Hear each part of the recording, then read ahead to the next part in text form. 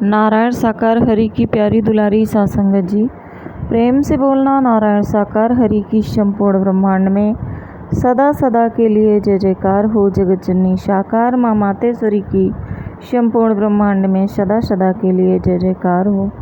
नारायण साकार हरि एवं जगत जननी साकार माँ मातेश्वरी जी के पावन कमल श्री चरणों में हम सभी जीवात्मा का कोटि कोटि नमन बंदन प्रणाम स्वीकार हो।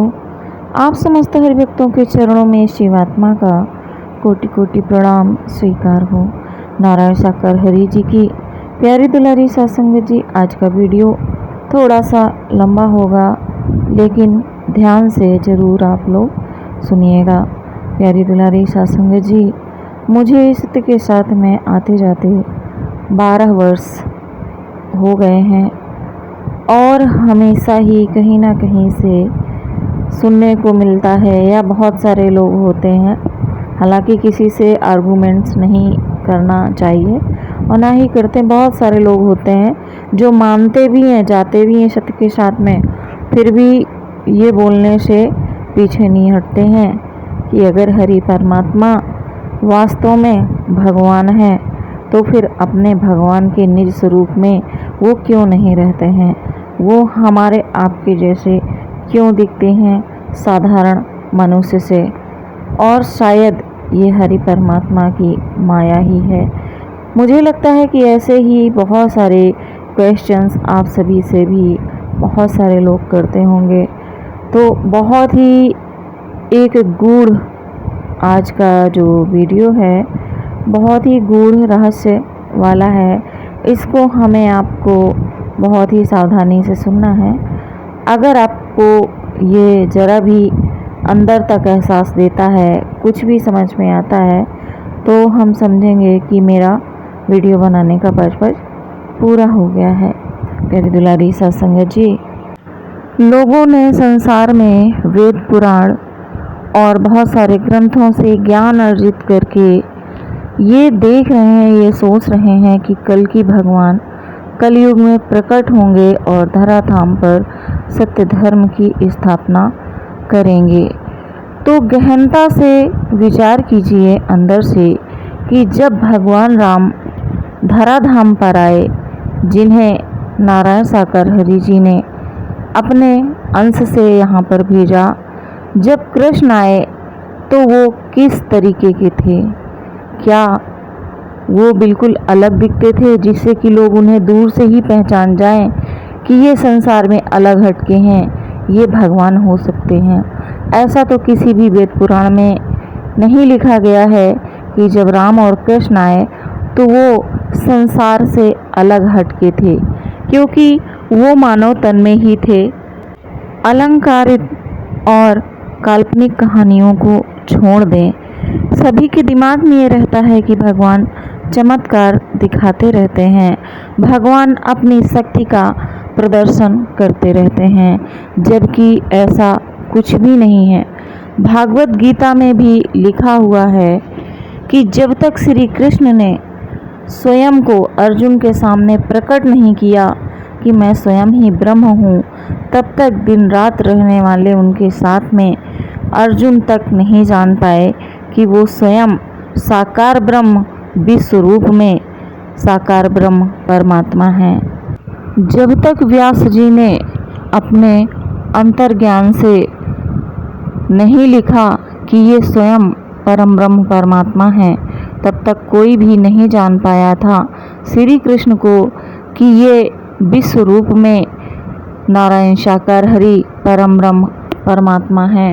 लेकिन जो हरि परमात्मा की आत्माएं होती हैं, जो दिव्य आत्माएं होती हैं, वो अपने आप ही अपने इष्ट को पहचान जाती हैं, जान जाती हैं कि यही हमारे आराध्य हैं, इन्होंने ही हमें बनाया है, और अपने आप ही उनकी आत्मा उनकी तरफ खींचती हुई चली जाती है।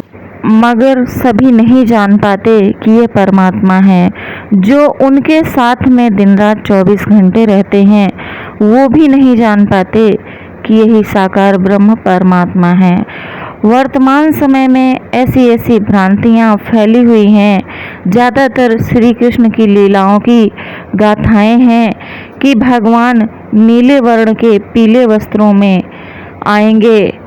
उन्हें जब वो ऐसे ही दिखेंगे तभी वो मानेंगे कि यही भगवान है, और जबकि ऐसा नहीं है। प्यारी दुलारी साध संगत जी, भगवान स्वयं कहने नहीं आएंगे कि मैं स्वयं ब्रह्म हूँ, क्योंकि वो हमारे आपके जैसे ही साधारण तन में निवास कर रहे हैं। हर युग में उन्होंने साधारण तन में ही वास किया है, खुद का प्रकट किया है। ये हम सभी को समझना चाहिए कि भगवान ना तो किसी धार्मिक संगठन से हैं, ना किसी राजनीतिक दल से हैं, और ना उन्हें किसी ने बनाया है, ना उन्हें किसी ने देखा है। उन्होंने स्वयं अपना प्रकट हर युग हर अवतार में उन्होंने स्वयं अपना प्रकट किया है। देखा जाए तो राम भी राजा थे, कृष्ण भी राजा ही थे, लेकिन कभी भी वो राजा बन करके उन्होंने राज नहीं किया, क्योंकि उन्हें रिद्धि सिद्धि नाम यश अपयश उन्हें नहीं पाना था। भगवान धराधाम पर सिर्फ और सिर्फ धर्म की स्थापना के लिए अवतार लेते हैं, धर्म की स्थापना के लिए अवतरित होते हैं, तो उन्हें अपने नाम से, उन्हें अपने यश से कोई भी सरोकार नहीं होता है। जो उनकी आत्माएं होती हैं, आत्मज्ञान से पहचान करके उनके साथ साथ चलती हैं, उनके लिए भागती हैं, रोती हैं, तड़पती हैं। प्यारी दुलारी साध संगत जी, इस कली काल में आप देख रहे हैं कि चारों तरफ बहुत सारे ऐसे ऐसे लोग हैं, ऐसे ऐसे पुरुष हैं जो स्वयं को हरि परमात्मा बताने से बिल्कुल भी पीछे नहीं हटते हैं। उन्हें कोई भय नहीं रहता है, और देखा जाए तो इतना धनार्जन करते हैं कि देने वाले कंगाल हो जाते हैं। प्यारी दुलारी साध संगत जी, हमारे हरि परमात्मा ने संसार में जो भी इस तन के नाते मिला था वो भी अर्पण कर दिया हरि परमात्मा ने। तो फिर यही कल की अवतार हैं। जब समय आएगा तो स्वयं को प्रकट करेंगे, और जब वेद ग्रंथों में लिखा जाएगा तभी समझ में आता है। और किसी ने भगवान को देखा है? हम आप मानते हैं कि भगवान राम थे, कृष्ण थे, देवी दुर्गा थी, लेकिन नहीं देखा है, सिर्फ लिखा हुआ ही मानते हैं।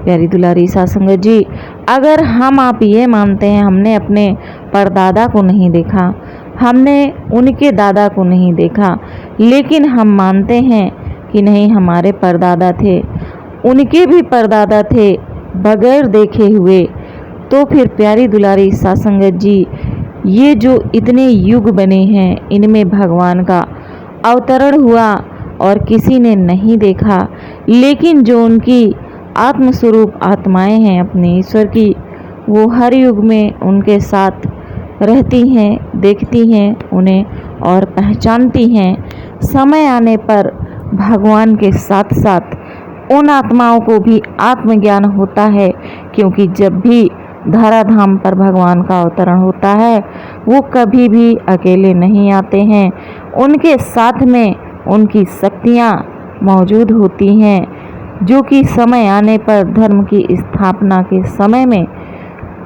उनका साथ देंगी, और जिस रूप में अभी हैं वो उस रूप को बिल्कुल भूल जाएंगी।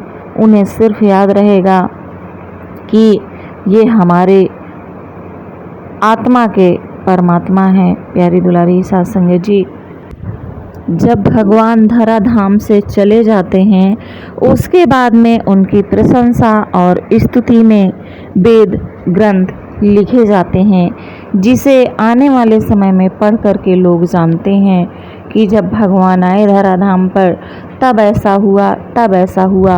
उनके रहते हुए कोई नहीं जान पाता। जैसे कि अगर महाभारत की बात करें तो भी श्री कृष्ण के साथ रहने वाले श्री कृष्ण ने स्वयं शांति दूत बनकर धृतराष्ट्र के यहाँ जाकर समझाया, लेकिन फिर भी समझ में नहीं आया। नतीजा हुआ कि इतना बड़ा महाविनाश हुआ। लेकिन जो उनकी आत्माएं थीं, जिनके निमित्त से हरि परमात्मा को कार्य करना था, अर्जुन से भी कहा कि तू मात्र मेरा निमित्त बन जा, बाकी सब करना तो मुझे ही है। तो प्यारी दुलारी साध संगत जी, किसी की बहस में, किसी के भटकाव में बिल्कुल भी पड़ने की ज़रूरत नहीं है। जब हमारी आत्मा ने पहचान लिया है कि यही हमारे साकार ब्रह्म परमात्मा हैं, तो कहीं भी भटकने की ज़रूरत नहीं है। जरा भी अगर मार्ग से भटक गए, सावधानी अगर जरा भी हट गई, तो 84 के लपेटे में जाने के लिए तैयार रहना होगा। प्यारी दुलारी साध संगत जी, इन्हीं शब्दों के साथ में विराम देते हैं। प्रेम से बोलना नारायण साकार हरि की संपूर्ण ब्रह्मांड में सदा सदा के लिए जय जयकार हो।